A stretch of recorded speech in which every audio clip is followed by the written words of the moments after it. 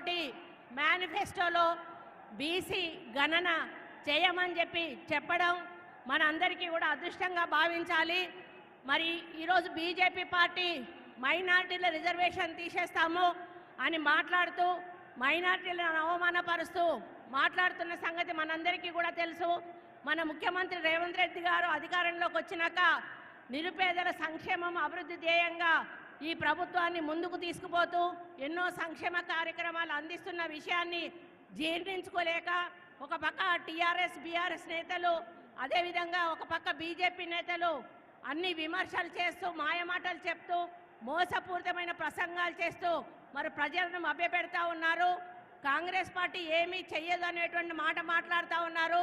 ఇది ఇందిరాగాంధీ నిలబడ్డటువంటి గడ్డ మెదక్ ఈ చుట్టుపక్కల అభివృద్ధి చెందింది అంటే ఆ రోజు ఇందిరమ్మ ఇక్కడ ఎంపీగా నిలబడ్డారు కాబట్టే వేలాది కుటుంబాలు ఈరోజు వాళ్ళు బతుకుతా ఉన్నారని గర్వంగా చెప్తా ఉన్నాను.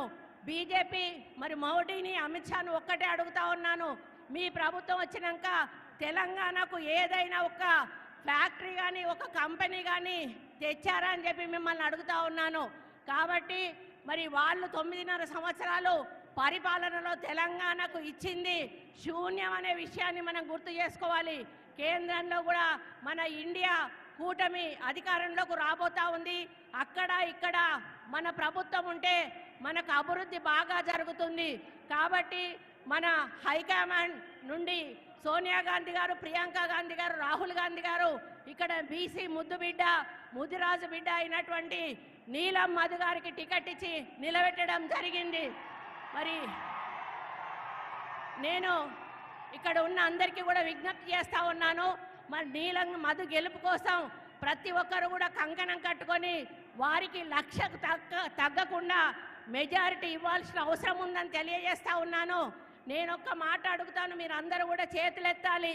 ఇక్కడ బీసీ బిడ్డలు ఎంతమంది ఉన్నారు? చేతులు ఎత్తండి.